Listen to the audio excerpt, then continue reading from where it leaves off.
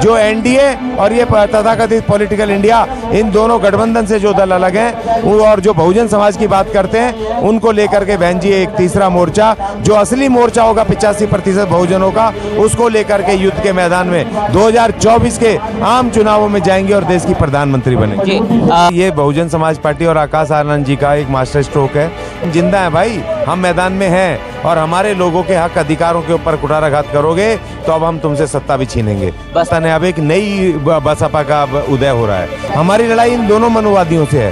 Congress number 1 दुश्मन है और बीजेपी उसी की बहन, इसलिए 2 नंबर दुश्मन है। और ये दोनों एक है, नूरा कुश्ती करते हैं। इनका बेकार में प्रेशर क्रिएट कर रहे हैं कि उसके राहुल गांधी के पीछे आ जाओ। क्यों आ जाओ उनके पीछे? नेता राहुल गांधी रहेगा, प्रधानमंत्री राहुल गांधी बनेगा। हम कहाँ जाएंगे? हमेशा से बीजेपी कांग्रेस बनते रहेंगे। हम साथ जय भीम, मैं हूं पराग मंत्र, आप देख रहे हैं नेशनल चौपाल। जयपुर के अंदर में है संकल्प यात्रा बहुजन समाज पार्टी की, बीते 15 दिनों से चल रही थी। अब जयपुर में उसका समापन होने हैं।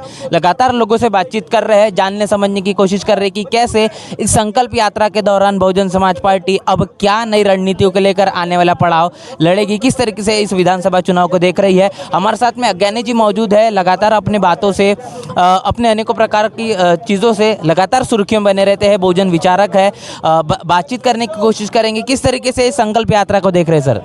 ये देखिए, संकल्प यात्रा एक ऐतिहासिक ये कार्य है। चुनाव से पहले 4 राज्यों के चुनाव से पहले और 2024 के लोकसभा चुनाव से पहले, तो ये बहुजन समाज पार्टी और आकाश आनंद जी का एक मास्टर स्ट्रोक है। और इन्होंने बहुत ज़बरदस्त तरीके से पूरे कार्यकर्ताओं को, नेताओं को और पूरे तमाम अपने समर्थकों को झकझोर दिया, उनको सड़कों पे खड़े कर दिया है, जनता से जोड़ दिया है। और जो आने वाली इसमें नए जो लोग जुड़ रहे हैं इस मूवमेंट को देख करके, और एक विशाल जो जन समूह बीएसपी की तरफ आ रहा है, और वो एक अच्छी बात है। पार्टी के लिए, किसी भी पॉलिटिकल पार्टी संगठन के लिए एक बड़ा ये काम होता है कि अपने लोगों को निरंतरता में उनको एक्शन में रखें, जनता से जोड़ के रखें और एक मैसेज दें अपने विपक्ष को सबको मैसेज दें कि हम जिंदा हैं भाई, हम मैदान में हैं और हमारे लोगों के हक अधिकारों के ऊपर कुठाराघात करोगे तो अब हम तुमसे सत्ता भी छीनेंगे। बसपा में आप लंबे समय से कहने के बने हुए हैं, किस तरीके से बसपा में अब आकाश आनंद के आने के बाद में आप परिवर्तन देख रहे हैं? देखिए, एक भारी परिवर्तन है। अब एक नई बसपा का उदय हो रहा है।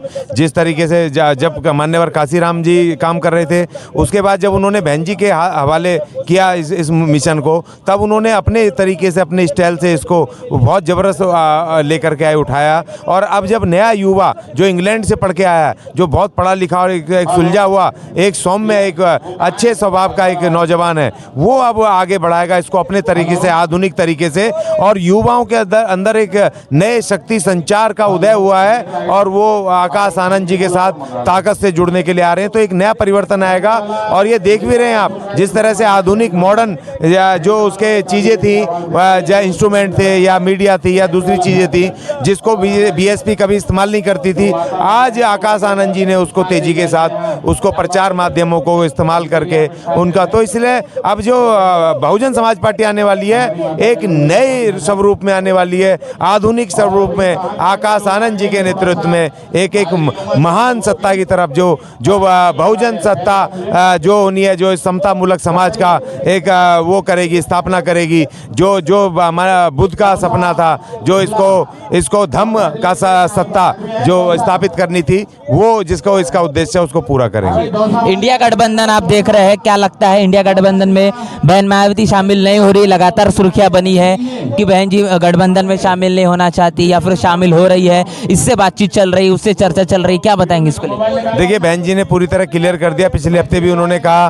कि भाई मैं किसी भी तरह हम किसी गठबंधन में नहीं जाएंगे। हमारी लड़ाई इन दोनों मनुवादियों से है। कांग्रेस नंबर 1 दुश्मन है और बीजेपी उसी की बहन, इसलिए 2 नंबर दुश्मन है। और ये दोनों एक है, नूरा कुश्ती करते हैं। इनका एक होता है कि कभी बीजेपी, कभी कांग्रेस, कभी बीजेपी, कभी कांग्रेस। अब इसको तोड़ना है और इस समय बहुजन समाज पार्टी की जो सत्ता, बहुजन सत्ता कायम करनी है, उसके लिए आपको अपने बल पे लड़ना पड़ेगा। और दूसरी बात ये देखिए, हमेशा से काशीराम जी के टाइम से लेकर के अभी तक 1-2 मौकों को छोड़ करके कभी भी Bahujan Samaj party pre poll कभी कोई गठबंधन नहीं करती है। ये बेकार में प्रेशर क्रिएट कर रहे हैं कि उसके राहुल गांधी के पीछे आ जाओ। क्यों आ जाओ उनके पीछे?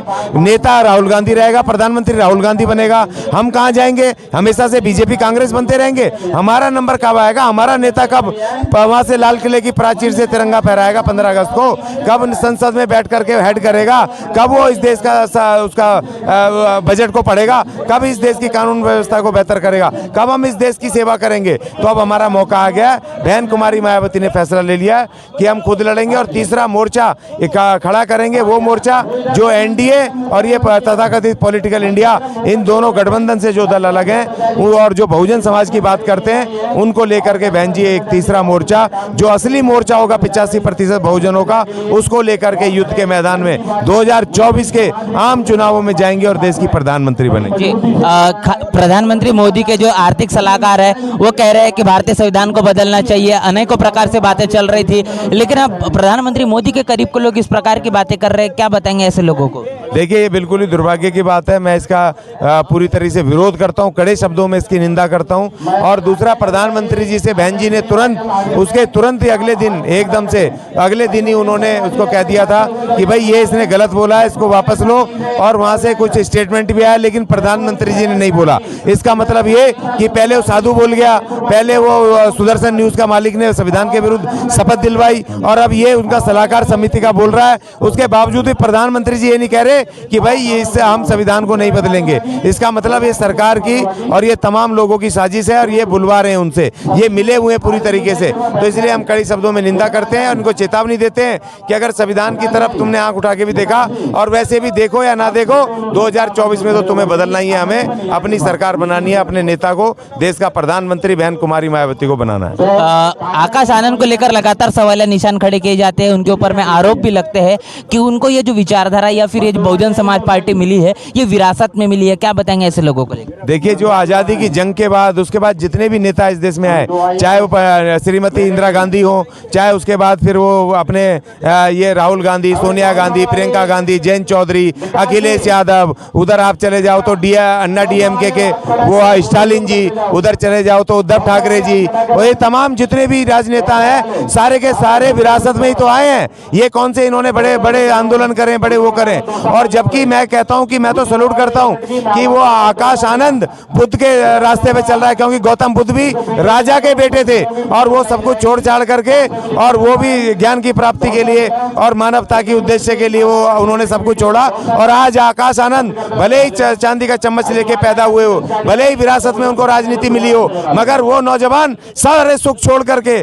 आज गली गली गांव गांव घूम रहा है। आज घूम रहा है तमाम अपने बहुजनों को अपनी शक्ति देने के लिए, आज घूम रहा है भारत के संविधान को बचाने के लिए। इस 45 डिग्री रही है जहां पर हमारा बैठना मुश्किल हो रहा है, और वो इस कड़ी धूप में पूरे 3,500 किलोमीटर की यात्रा करके आ रहा है, पैदल चल रहा है, भूखा प्यासा रह रहा है। तो वो नौजवान हमारा नेता, वो उत्तराधिकार से नहीं जोड़ा जाना चाहिए। उसके ऊपर एक कटाक्ष कर रहे हैं वो लोग जो बहुजन मूवमेंट के दुश्मन है, जो बहन जी के विरुद्ध काम करते हैं, जो बहुजन समाज पार्टी के खिलाफ है, वो लोग इस तरह की बातें कर रहे हैं। तो जिस तरीके से हमने लगातार बातचीत की, आपने देखा कि देश के अंदर में कैसे राजनीति चल रही है। आकाश आनंद बहुजन समाज पार्टी के माध्यम से एक नए चेहरे के तौर पर उभरते हुए नजर आ रहे हैं। 15 दिन की संकल्प यात्रा पूरी हो चुकी है, अब विधानसभा चुनाव राजस्थान के अंदर में करीब आ रहे हैं। क्या रणनीति होगी ये तो आने वाला वक्त बताएगा, क्या परिणाम होंगे ये भी समय के साथ में देखने को मिलेगा। पूरी चर्चा को लेकर, पूरी बातचीत को लेकर क्या आपकी राय, कमेंट बॉक्स में लिखकर जरूर बताएं। बने रहे नेशनल चौपाल के साथ, मिलते हैं नए वीडियो में, तब तक के लिए जय भीम, जय भारत।